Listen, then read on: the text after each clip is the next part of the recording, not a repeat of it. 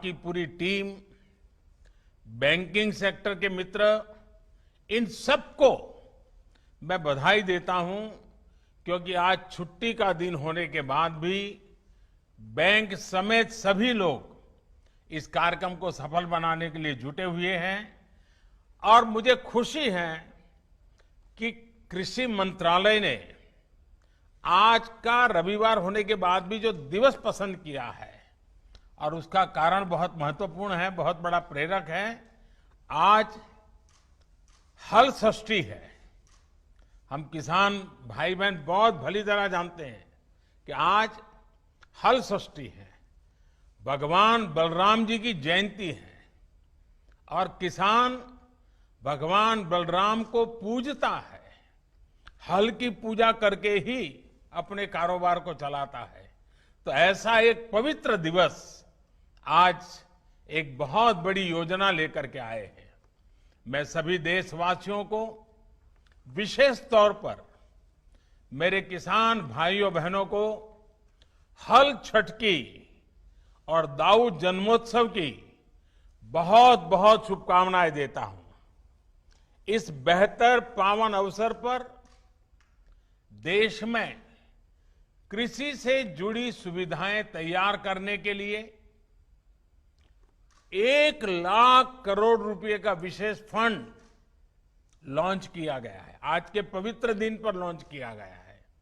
इससे गांवों गांवों में बेहतर भंडारण, आधुनिक कोल्ड स्टोरेज की चेन तैयार करने में मदद मिलेगी, और गांव में रोजगार के अनेक अवसर तैयार होंगे।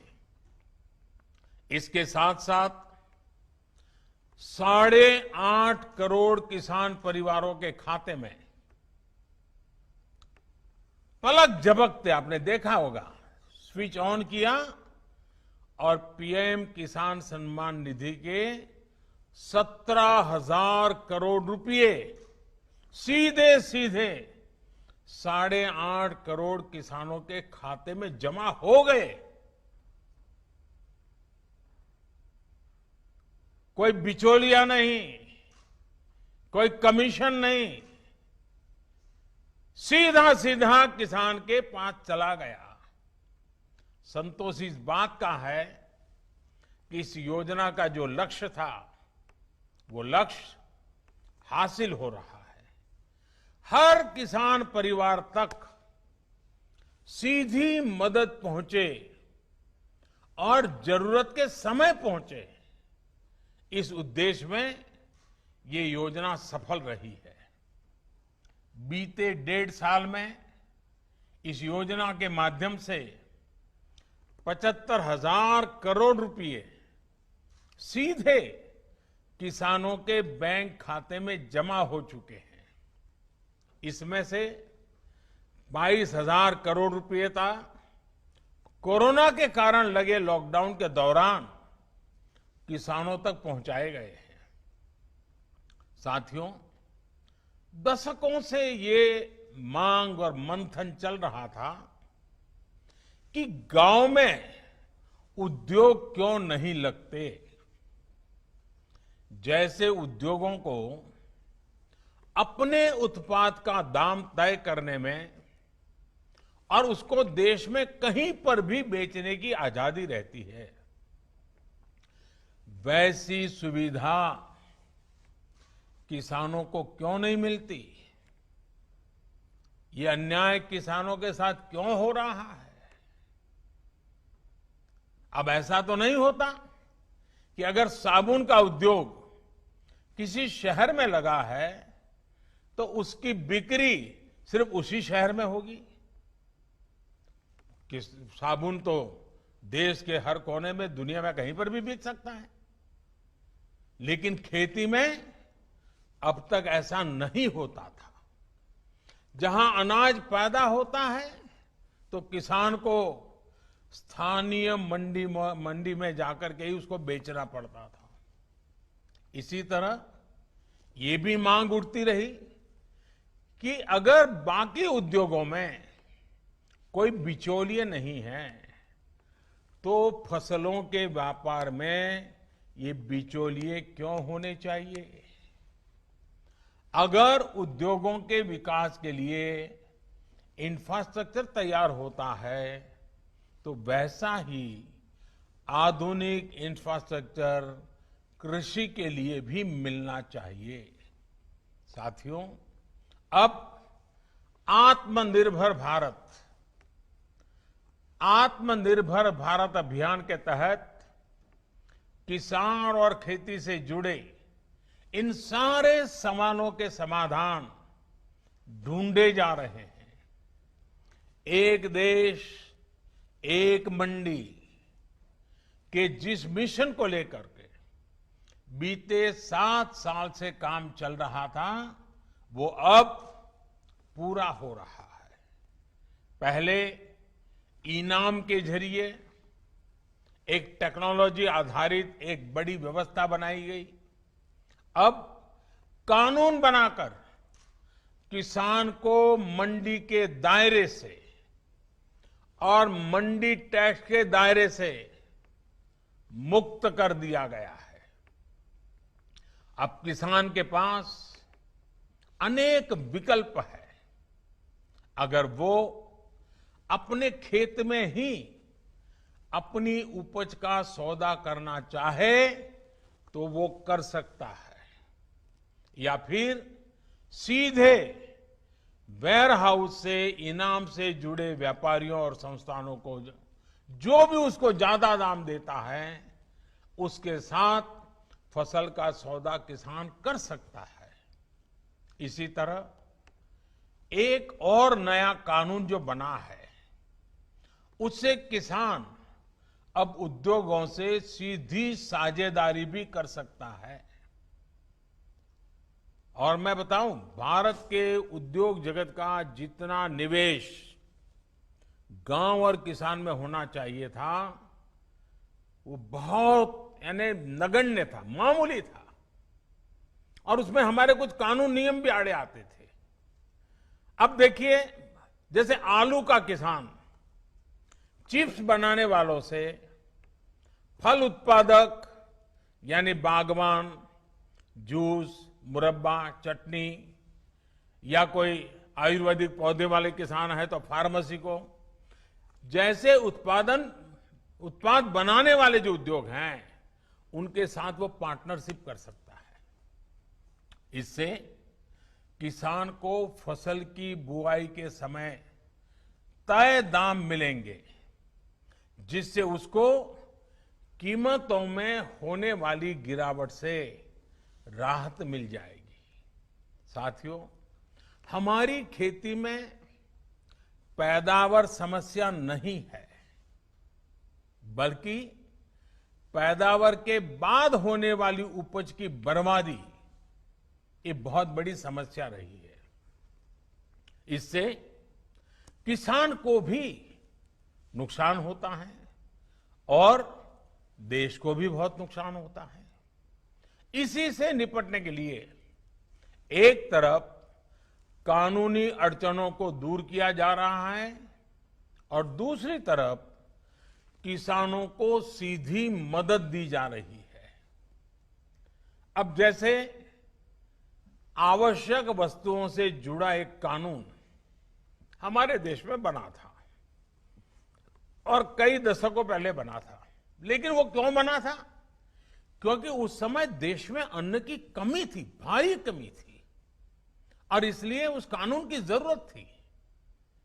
लेकिन आज तो अन्न के भंडार इतने भरे पड़े हैं कि इस प्रकार की रोक किसान का भी, अर्थव्यवस्था का भी और कंज्यूमर का भी नुकसान होता है। लेकिन बड़ा हैरानगी है कि यह कानून अभी भी चलता रहा।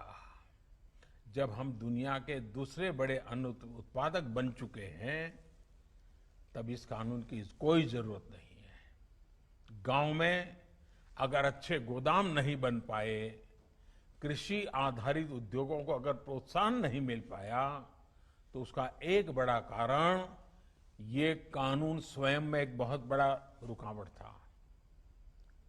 और इस कानून में ये भी एक दुर्भाग्य रहा कि इस कानून का उपयोग से ज्यादा बाबुओं ने उसका दुरुपयोग किया। इससे देश के व्यापारियों को, निवेशकों को, उनको डराने का काम ज्यादा हुआ। अब इस डर के तंत्र से भी कृषि से जुड़े व्यापार को मुक्त कर दिया गया है। इसके बाद अब व्यापारी, कारोबारी गांवों में स्टोरेज बनाने में और दूसरी व्यवस्थाएं तैयार करने के लिए आगे आ सकते हैं। साथियों, आज जो एग्रीकल्चर इंफ्रास्ट्रक्चर फंड लॉन्च किया गया है, इससे किसान अपने स्तर पर भी गांवों में भंडारण की आधुनिक सुविधाएं बना पाएंगे। इस योजना से गांव में किसानों के समूहों को, किसान समितियों को, एफपीओ उनको वेयर हाउस बनाने के लिए, कोल्ड स्टोरेज बनाने के लिए, फूड प्रोसेसिंग के जुड़े उद्योग लगाने के लिए 1 लाख करोड़ रुपए की मदद मिलेगी। 1 लाख करोड़ रुपया इस काम को गति देने के लिए बहुत बड़ी ताकत है। ये जो धन किसानों को उद्यमी बनाने के लिए उपलब्ध कराया जाएगा और उस पर 3% ब्याज की छूट भी मिलेगी। थोड़ी देर पहले ऐसे ही कुछ किसान संघों से मेरी चर्चा हुई अभी, जो सालों से इस किसानों की मदद कर रहे हैं, संगठन बना करके कुछ न कुछ नई नई कल्पनाएं के साथ आगे बढ़ रहे हैं। इस नए फंड से देश भर में ऐसा काम करने वाले संगठनों को बहुत बड़ी ताकत मिलेगी, बहुत बड़ी मदद मिलेगी। साथियों, इस आधुनिक इंफ्रास्ट्रक्चर से कृषि आधारित उद्योग लगाने में एक बहुत बड़ा बदलाव आएगा और बहुत बड़ी गति आएगी। आत्मनिर्भर भारत अभियान के तहत हर जिले में मशहूर उत्पादकों के साथ देश और दुनिया के मार्केट तक पहुंचाने के लिए एक बड़ी योजना बनाई गई है। इसके तहत देश के अलग अलग जिलों में गांव के पास ही कृषि उद्योगों के क्लस्टर बनाए जा रहे हैं। साथियों, अब हम उस स्थिति की तरफ बढ़ रहे हैं जहां गांव के कृषि उद्योगों से फूड आधारित उत्पाद शहर जाएंगे और शहरों से दूसरा औद्योगिक सामान बनकर गांव पहुंचेगा। यानी ये 2 वे चलेगा और यही तो आत्मनिर्भर भारत अभियान का संकल्प है और जिसके लिए हम सबको मिलकर के एक नए तरीके से, नई सोच के साथ, नए संकल्प के साथ काम करना है। अब सवाल ये उठता है कि जो कृषि आधारित उद्योग लगने वाले हैं, उनको कौन चलाएगा? इसमें भी ज्यादा हिस्सेदारी हमारे छोटे किसानों के बड़े बड़े समूह, जिनको हम एफपीओ कह रहे हैं या फिर हम उसको किसान उत्पादक संघ कह रहे हैं, इन्हीं के द्वारा होने वाली है। और इसके लिए बीते 7 साल से एफपीओ किसान उत्पादक समूह, इसका एक बड़ा नेटवर्क बनाने का अभियान चलाया है। आने वाले सालों में ऐसे 10,000 नए एफपीओ किसान उत्पादक समूह पूरे देश में बने, इस पर सभी राज्यों के साथ मिलकर के काम को आगे बढ़ाने पर बल दिया जा रहा है। साथियों, एक तरफ एफपीओ के नेटवर्क पर काम चल रहा है, तो दूसरी तरफ खेती से जुड़े स्टार्टअप्स को प्रोत्साहित किया जा रहा है। अभी तक लगभग 350 कृषि स्टार्टअप्स को मदद दी जा रही है। ये startups food, particularly food processing से जुड़े हैं, artificial intelligence, internet of things, खेती से जुड़े स्मार्ट उपकरणों के निर्माण और रिन्यूएबल एनर्जी से जुड़े हैं। साथियों, किसानों से जुड़ी ये जितनी भी योजनाएं हैं, जितने भी रिफॉर्म्स हो रहे हैं, इनके केंद्र में हमारा छोटा किसान है। और हमारे देश में सबसे ज्यादा संख्या छोटे किसानों की है। यही छोटा किसान है जिस पर कोई भी आपत्ति आए तो सबसे ज्यादा परेशानी छोटे किसान को होती है। और यही छोटा किसान है जिस तक सरकारी लाभ पूरी तरह पहुंचे, ये हमारा संकल्प है। बीते 6-7 सालों से इसी छोटे किसान की स्थिति को बदलने का हम निरंतर और बड़े सुविचारित ढंग से प्रयास कर रहे हैं। छोटे किसान को देश की कृषि के सशक्तिकरण से भी जोड़ा जा रहा है और वो खुद भी सशक्त हो, ये भी उतना ही जरूरी है। साथियों, 2 दिन पहले ही देश के छोटे किसानों से जुड़ी एक बहुत बड़ी योजना की शुरुआत की गई है, जिसका आने वाले समय में पूरे देश के किसानों को बहुत बड़ा लाभ होने वाला है। देश की पहली किसान रेल महाराष्ट्र और बिहार के बीच में शुरू हो चुकी है। अब महाराष्ट्र से संतरा, अंगूर, प्याज जैसे अनेक फल सब्जियां लेकर ये ट्रेन निकलेगी और बिना समय गंवाए बिहार पहुंचेगी। फसल की बर्बादी नहीं होगी और बिहार से जब वापस आएगी तब वहां का मखाना, लीची, पान, ताजा सब्जियां, मछलियां, ऐसे अनेक सामान छोटे छोटे छोटे लोगों से लेकर के वो फिर इस तरफ लौटेगी। यानी बिहार के छोटे किसान मुंबई और पुणे जैसे बड़े शहरों से सीधे कनेक्ट हो गए हैं। इस पहली ट्रेन का लाभ यूपी और मध्य प्रदेश के किसानों को भी होने वाला है, क्योंकि ये ट्रेन उन किसानों के रास्ते से भी गुजरने वाली है। इस ट्रेन की खासियत ये है कि ये ट्रेन पूरी तरह से एयर कंडीशन है। यानी एक प्रकार से ये पटरी पर दौड़ता हुआ कोल्ड स्टोरेज है। ये कोल्ड स्टोरेज ही दौड़ता रहेगा, जाएगा, आएगा, सामान लाएगा, छोड़ेगा। इससे दूध, फल, सब्जी, मछली पालक ऐसे हर प्रकार के किसानों को भी लाभ होगा और शहर में इनका उपयोग करने वाले उपभोक्ताओं को भी लाभ होगा। ताजा चीजें मिलेगी उनको और जहां से उनको अच्छी चीज चाहिए वहां से मिलेगी।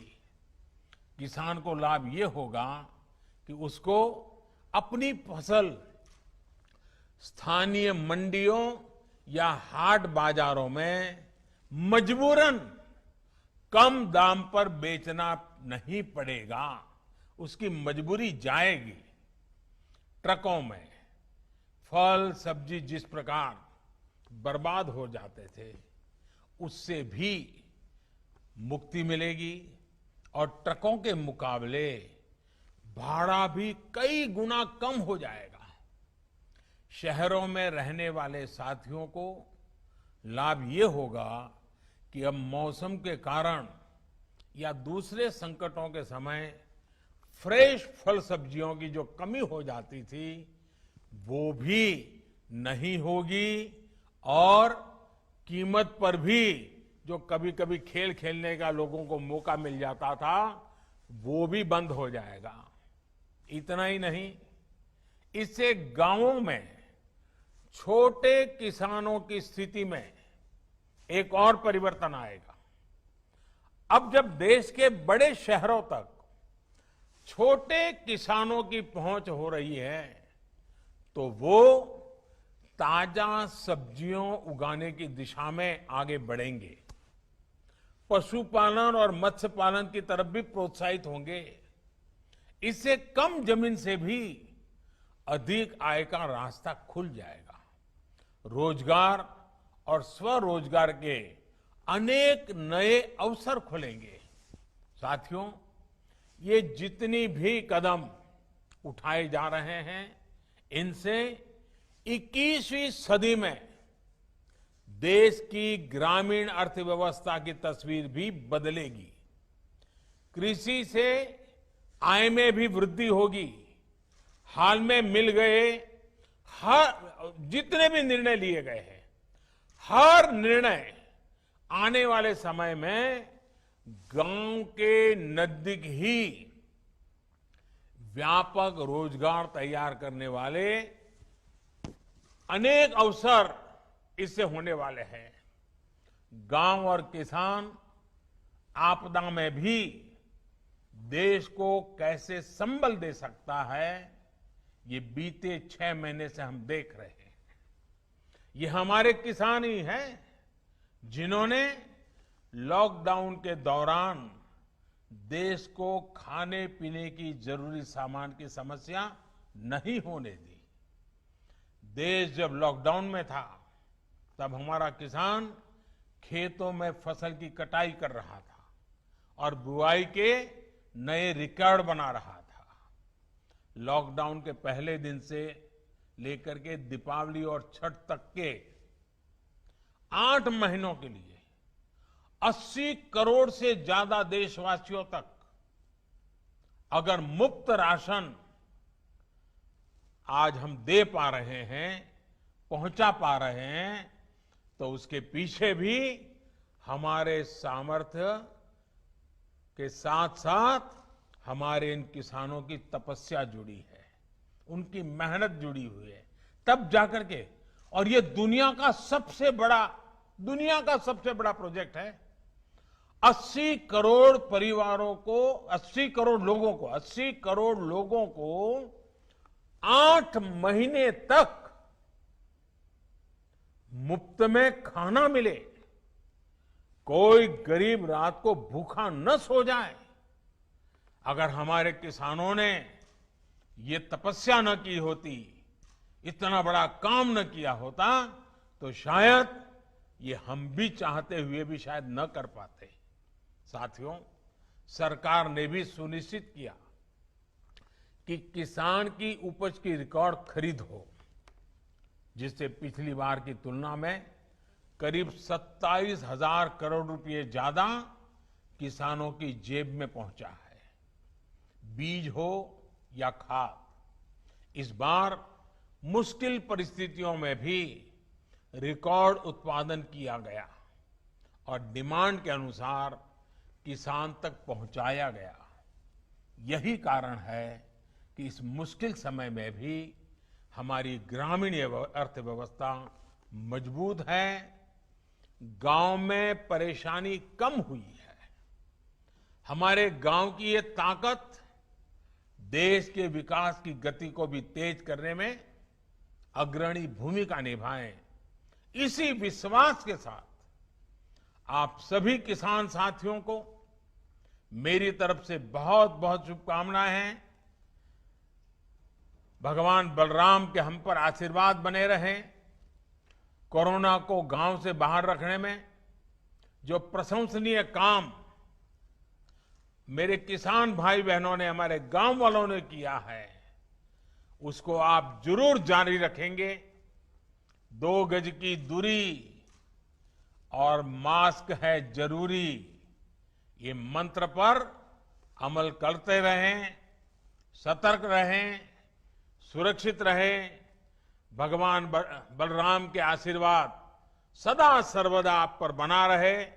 इसी शुभकामना के साथ सभी मेरे देश के किसान भाइयों बहनों का मैं हृदय से बहुत बहुत आभार व्यक्त करता हूं। धन्यवाद।